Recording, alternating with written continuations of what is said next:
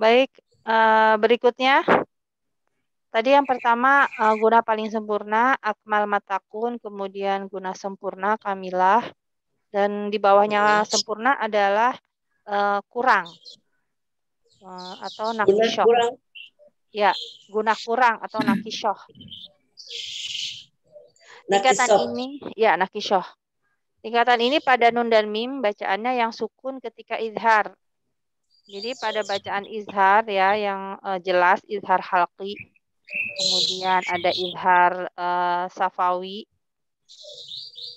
ya, izhar halqi dan izhar salfawi.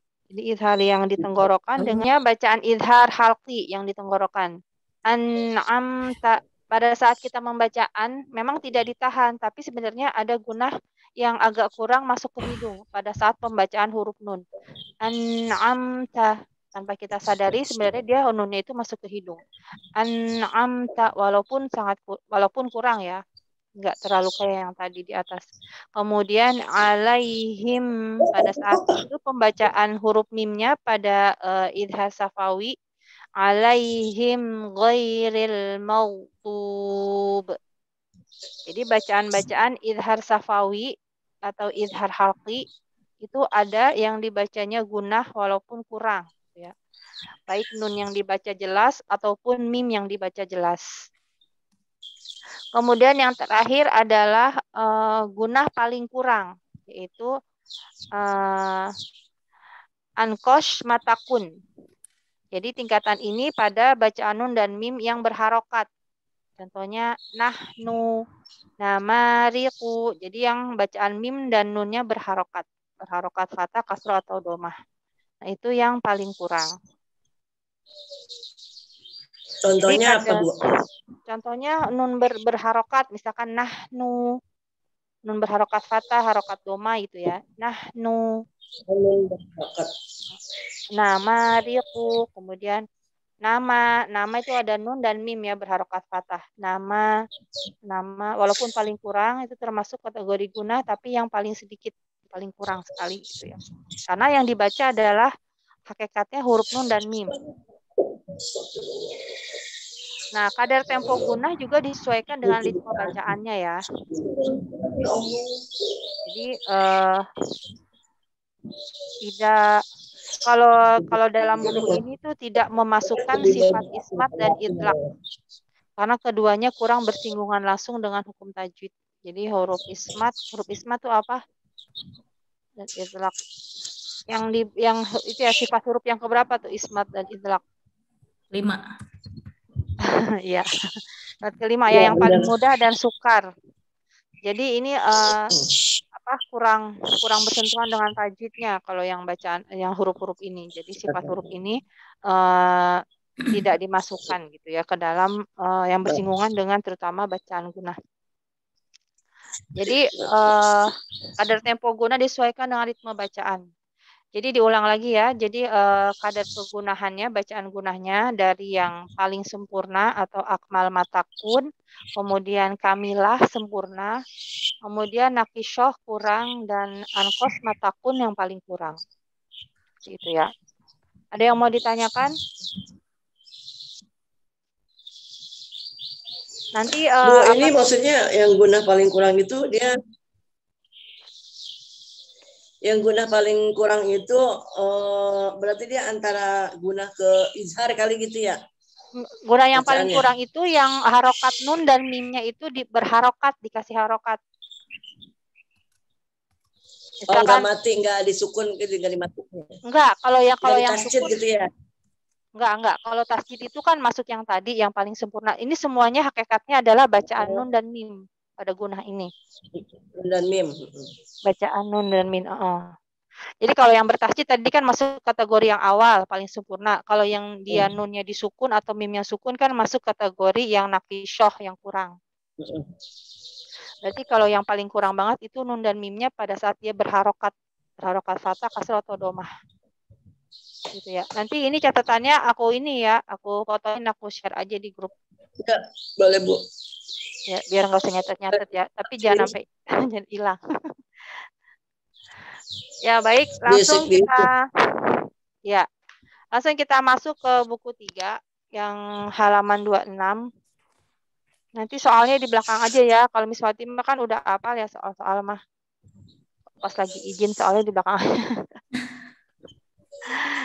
Kita teori aja dulu. Di sini yang buku 3 halaman 26 bab ahkamul idgham. Jadi bab tentang macam-macam idgham, hukum-hukum idgham. Terbagi menjadi 3 ya. Hukum idgham terbagi 3. Pertama adalah idgham mutamathilain. Jadi kalau yang belakangnya aina, ya dan nun gitu ya, aina, itu biasanya dalam isim dalam bahasa Arab itu yang berkaitan dengan dua. Ya, saniyah yang berkaitan dengan dua jenis atau dua huruf. Di sini yang berkaitan dengan dua huruf. Jadi yang di sini yang dibahas idgham adalah yang aina itu yang berkaitan dengan dua huruf. Idgham mithlain itu biasanya kan artinya semisal ya atau yang sama persis. Jadi mengidghamkan huruf ke dalam huruf yang sama makhraj dan sifatnya. Jadi benar-benar sama persis gitu ya. Ada dua huruf yang sama, tapi yang pertama sukun, yang keduanya ada harokat tasjid. Ya, jadi yang lebih kuat itu biasanya dalam idgham itu dengan harokat tasjid.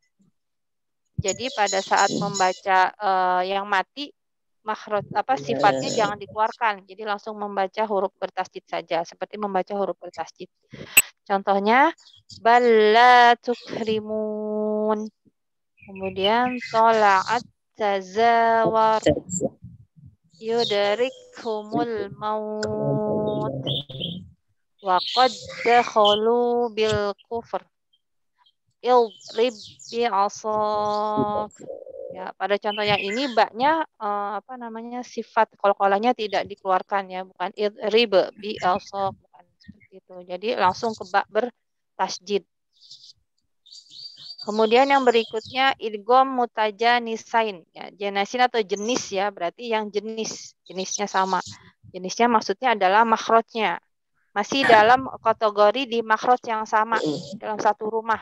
Biasanya pada yang huruf-huruf yang kena gusi dan kena gigi ya. Jadi ujung gusi apa aja? Kalau makhraj yang ujung lidah kena gusi, ta, dal, dan to ya. Kemudian huruf yang kena gigi, ujung lidah kena gigi, sa, dal, dan zo.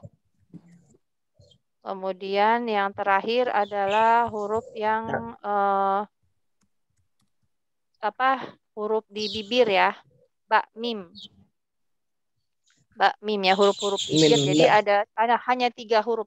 3 makhraj itu aja ya, 3 makhraj huruf itu yang ujung lidah kena gusi, ujung lidah kena gigi, dan yang di bibir ya, yang tadi. Yang berbibir itu untuk ba dan mim, bukan waw ya, ba dan mim aja. Jadi dalam idgham mutajanisain itu bisa dilihat ya, kalau misalkan susah ngafalinnya gitu ya, hurufnya apa aja ini bacaan mutajanisain atau bukan sih gitu. Dilihat dari yang tadi 3 kategori makhrajnya ya, yang kena gusi, kena gigi, dan kena bibir, yang huruf-huruf bibir. Nah, itu aja ya. Kalau misalkan nanti di bacaannya bingung ini idgham apa ya. Nah, kita lihat lagi makhrajnya tadi keluarnya dari mana. Jadi 3 tempat keluar itu ya. Idgham mutajanisain cuman 3 tempat huruf itu aja yang berkaitan dengan huruf-hurufnya. Jadi mengidghamkan huruf ke dalam huruf yang sama makhraj namun lain sifatnya. Ya, jadi sifatnya tidak dibaca sifatnya. Jadi kalau pada yang bertasjid ya kayak tadi di awal, tasjid itu selalu menang dengan yang sukun ya. Kalau pelajaran matematika apaan tuh yang menang? Kali-kalian ya. Iya, kali kan. Nah, ini juga ya sama, ini juga sama kayak gitu ya. Jadi yang paling menang adalah yang berharokat tasjid. Jadi yang sukunnya tidak dibaca, langsung dilebur ke tasjid. Contohnya waqalat ta'ifah asqalad da'awallah. Ya, jadi yang tidak bertasjid langsung dilebur sempurna ke yang bertasjid bacaannya. Nah, yang ciri khasnya sama ya. Cirinya kalau yang bertasjid itu pasti dilebur sempurna. Nah, ini juga ada sama macam-macam ininya. idghamnya. Kamil berarti sempurna. Kalau di sini kategori kamil pada saat idgham mutajanisain itu adalah kamil sempurna. Kalau yang tadi kan kamil apa tuh? Ya sempurna ya, sempurna.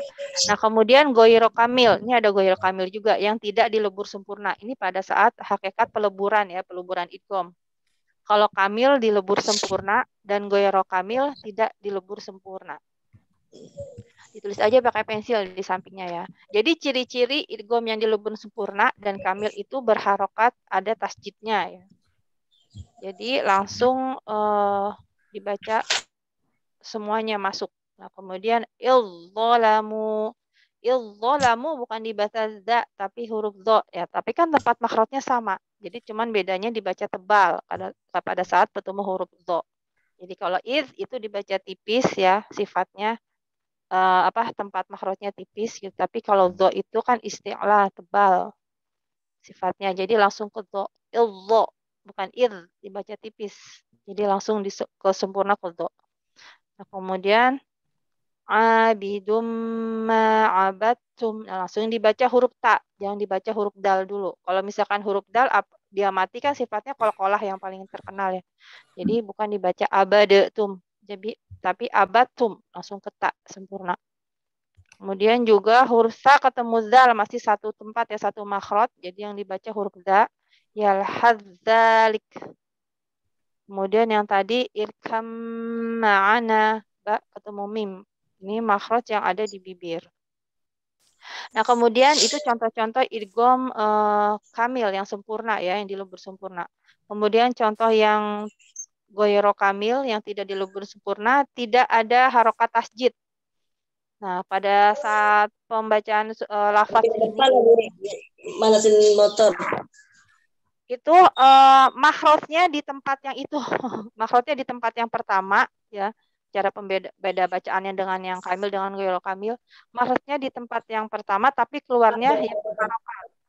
Faqala ahaltu. Pada saat ahalt itu kan dibaca tebal huruf to, tapi qalqalahnya tidak dikeluarkan.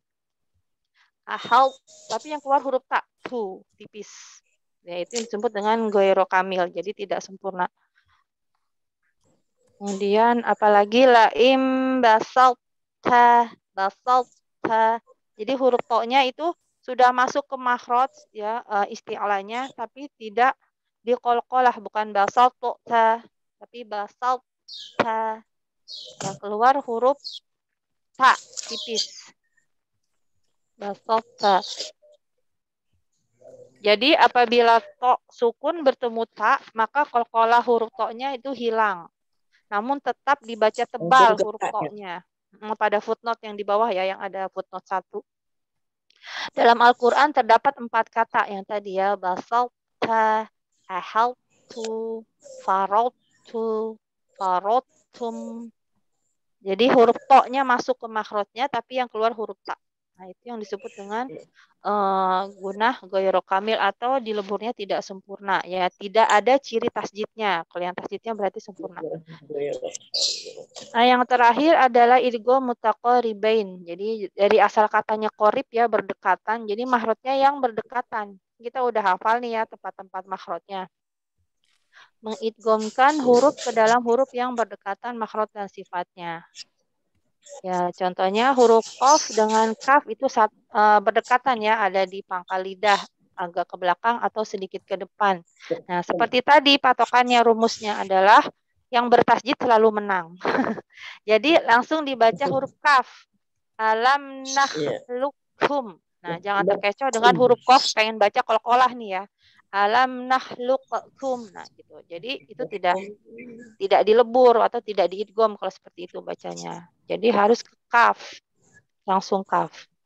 Kemudian lam dengan ro. Lam dengan ro juga berdekatan ya. Jadi yang dibaca huruf ro, bukan huruf lam. Wakur. Wakur langsung ke ro bertasjid. Wakur. Bukan wakul robbi.